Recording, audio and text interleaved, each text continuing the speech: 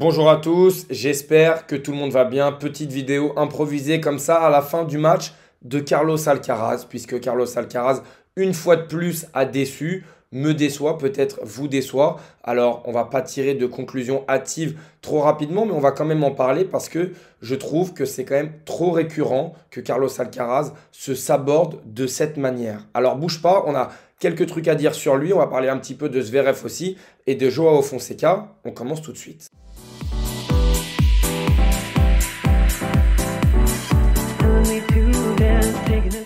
C'était pas forcément prévu qu'on se retrouve aujourd'hui, même si maintenant le jeudi, j'aime bien faire une petite vidéo au milieu de la semaine.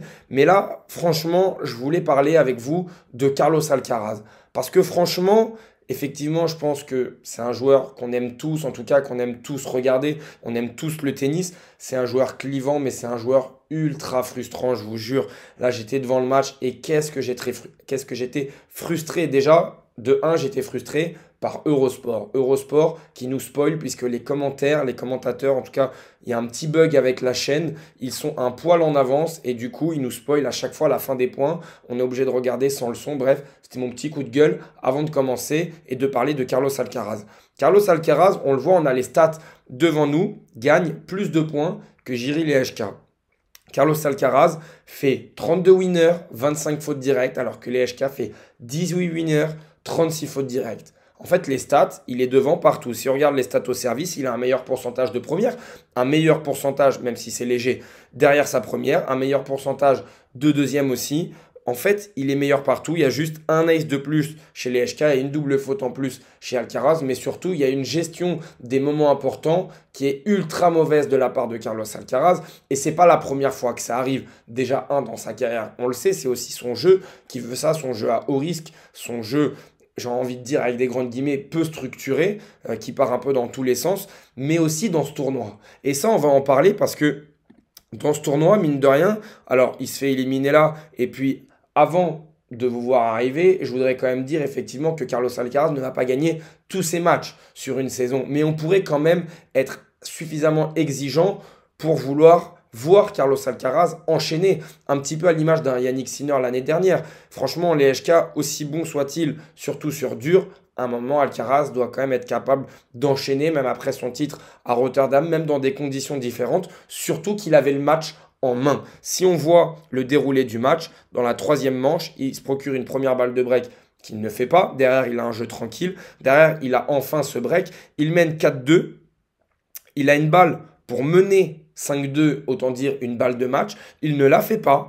Et derrière, il enchaîne avec 2 breaks en fin de set. Si on regarde un petit peu son match précédent face à Luca Nardi, on peut constater qu'il y a eu exactement la même chose dans le deuxième set. Et ça, c'est assez flippant en fait de se dire que peut-être le meilleur ou le deuxième meilleur joueur du monde a des trous d'air aussi gros dans les moments importants. Là, on est au deuxième set contre Nardi. Alcaraz mène 4-1, on est à 40 as sur le service de Nardi, il ne le fait pas. Et derrière, il va se faire débreaker une première fois, prendre un jeu blanc, marquer un seul point sur son service, reprendre un jeu blanc. Donc en tout, il perd 14 points, il en met qu'un sur la fin du deuxième set. C'est assez hallucinant. Alors on peut voir aussi le verre à moitié plein et se dire que contre Nardi, qui est quand même un joueur bien moins fort que Lehečka, il a réussi à repartir de l'avant et à remporter ce match. Mais si on va encore un petit peu plus loin et qu'on regarde le match contre Marin Cilic, qui comme ça, si on regarde de l'extérieur, on se dit qu'il ne s'est pas passé grand-chose, il y a eu 4-4. Non, déjà Marin Cilic, avec tout le respect qu'on a pour Marin Cilic,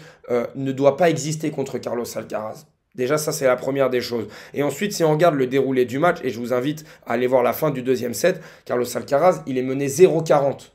0-40 sur son service. Alors, il ne le fait pas, mais c'est pour vous montrer que c'est récurrent dans ses fins de set. Il a clairement du mal, en tout cas, avec son jeu très à risque, avec son nouveau service. Derrière, il break Marin Cilic. Il a quand même une balle de débreak à sauver avant de conclure. Donc ça ne date pas que d'aujourd'hui contre les Lehečka, mais on voit bien que durant tout ce tournoi, en tout cas, il y a eu des complications, notamment dans la deuxième manche. Alors oui, on le sait, je l'ai dit, il ne gagnera pas tous ses matchs sur une saison, mais à un moment, lui, Sinner, peut-être, on espère bientôt Fonseca, sont des joueurs qu'on doit voir très souvent en demi-finale, en finale de tournoi. Évidemment, on peut être dans un jour sans, on peut être capable de passer à travers. Notre adversaire peut mieux jouer que nous, puisque là, on est sur des niveaux tellement hauts que la moindre baisse physique, technique, mentale est tout de suite exploitée par son adversaire. Mais en fait, Carlos,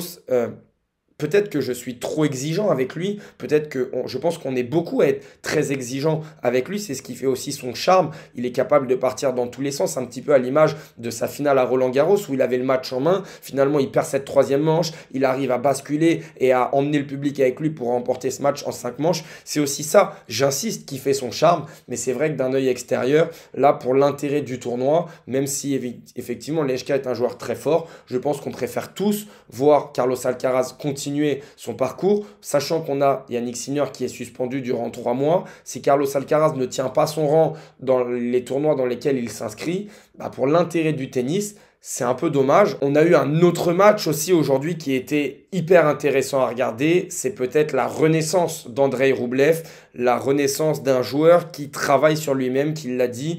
Il est là aussi depuis quelques mois dans une nouvelle approche. Il ne comprend pas. Il a vu ces images de lui-même cassant ses raquettes et s'énerver à multiples reprises. Il est dans une démarche vraiment de... Je pense que c'est la bonne année pour progresser. Je pense que ça y est, il peut y avoir des déclics et que ce match-là aujourd'hui contre De Minaur qui en 2025 n'avait perdu que contre Sinner ou Alcaraz, peut être un match déclic pour Andrei Roublev.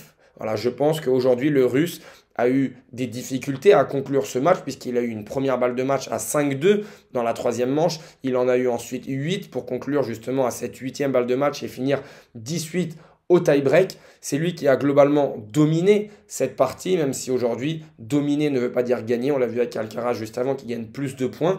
Mais ce qui est sûr, c'est que si Roublev avait perdu ce match, ça aurait foutu un coup énorme à son moral. Là, aujourd'hui, avec cette victoire, j'ai envie de dire peut-être cette victoire référence déjà dans cette année 2025 face à De Minaur. J'ai pas envie de trop m'avancer, mais on peut dire que De Minaur, dans ce début d'année, est le 3e, 4e meilleur joueur, en tout cas sur ces 2 premiers mois de compétition. Donc c'est une très bonne victoire pour lui. Je pense que on a besoin de voir Andrei Roublev aussi revenir à un meilleur niveau, à un joueur patron qu'il était dans les ATP 250 ou dans les ATP 500, parce que c'est un joueur qui a un niveau moyen très haut, qui s'était un petit peu perdu, dépression, etc. Donc, moi, franchement, j'adore ce joueur, j'adore le joueur qu'il est, j'adore la personne qu'il est en dehors du court, et j'ai vu quelques différences dans son jeu, j'ai vu des petits slices, j'ai vu des petites montées à la volée, c'est le prémisse de quelque chose, mais en tout cas, ça montre une volonté de s'améliorer. Et quand on a cette volonté de s'améliorer, c'est quand même bon signe. Lui aussi est en galère, mais ne perd pas, contrairement à Carlos Alcaraz. Il faut le souligner, c'est à mettre à son crédit. Alexander Zverev a eu 2 matchs très très chauds dans cette ATP 500 de Rio, dans des conditions extrêmement dures, extrêmement lourdes, une chaleur, une humidité incroyable, plus de 35 degrés. Des premiers tours, j'ai envie de dire, très abordable. On ne parle même pas de terrien, on ne parle même pas de joueur local. Et au final, il est en galère, 3 tie-breaks. Il était quand même très malmené face au Chinois Bu. Face à Shevchenko aussi, c'était compliqué. Mais il ne perd pas de 7. Donc à partir de là, bah voilà, on va dire qu'il fait son petit bonhomme de chemin. On va voir la suite face à Commezzana aujourd'hui, qui lui est un très bon joueur de terre battue, même si je pense qu'il n'y aura quand même pas de match. Le match aura lieu demain, je pense, vendredi. Donc, on suit ça de très près. Malheureusement, si on parle de Doha et de Rio, j'avais oublié de valider mon tableau à Doha alors que je l'avais fait. Et par contre, j'ai fait mon tableau à Rio et j'ai mis Jaume Munar vainqueur. Donc on va suivre ça de très près. Pour l'instant, je suis très mal parti, mais si j'ai le vainqueur, déjà, j'arriverai à m'en satisfaire. Et dans cette vidéo, je voulais avoir un petit mot sur Joao Fonseca qui s'est finalement présenté à Rio, j'ai envie de dire, qui a joué son match et vous l'avez tous vu, qui a perdu contre Alexandre Müller. Il l'a dit, il a eu du mal à gérer cette pression, l'engouement autour de lui, le public, une ambiance hostile, une ambiance exceptionnelle. J'espère que cette tournée en Amérique du Sud ne sera jamais supprimée, même si on sait qu'en termes d'argent, dans les pays du Golfe, notamment en ce moment à Doha, c'est très compliqué de rivaliser. Mais quand on voit aujourd'hui la merveille qu'est Joao Fonseca et ce public brésilien qui, depuis Guga, n'a pas eu de joueur pour qui un petit peu s'emballer. C'est quand même une bénédiction aussi pour ce continent sud-américain, puisqu'on avait eu Del Potro chez les Argentins, mais sinon c'est dur de s'emballer sur des joueurs de très très haut niveau. Schwartzman est un cran en dessous. Je pense que Joao Fonseca, vraiment, dans ces 2 prochaines années, va très vite rentrer dans le top 15, dans le top 10. Donc voilà, en tout cas, je voulais vous montrer cette petite phrase. Lui, pour lui, sûrement que Novak Djokovic est le plus grand de tous les temps, en tout cas le plus fort, mais pour lui, c'est impossible car il préfère Roger Federer. Il le dit même que Roger Federer n'a pas d'égal. En tout cas, il est sponsorisé par la marque de Roger Federer depuis un petit moment déjà. Chez les juniors, il était chez On.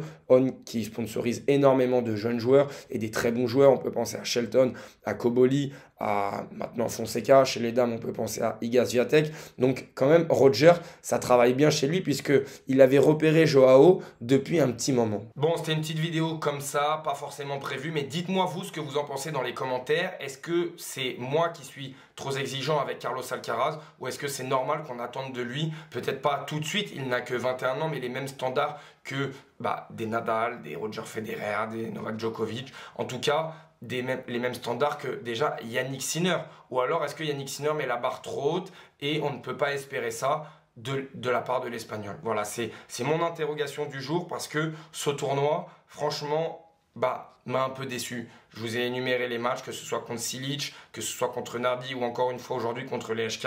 Ce ne sont pas des épiphénomènes, ce ne sont pas des petites absences comme ça qui arrivent de temps en temps. Il y avait eu la même chose à Rotterdam contre Hubert Hurkacz, contre VDZ. Bref, il y en a toutes les semaines, il y en a à tous ces matchs. Donc, est-ce que c'est normal ou est-ce qu'on doit s'y faire? Ça fait partie du personnage. On le prend comme ça. On sait qu'il va y avoir des matchs sans. On sait qu'il y a des matchs où il va être exceptionnel et qu'il a un niveau qui, franchement, où il n'y a aucune limite. Un petit peu comme quand il joue à Wimbledon où il est exceptionnel, qui est d'ailleurs peut-être sa meilleure surface, mais on prendra un autre moment pour en parler. Bref, voilà, j'attends votre retour dans les commentaires et nous, on se retrouve très vite à la fin de cette semaine pour débriefer tout ça.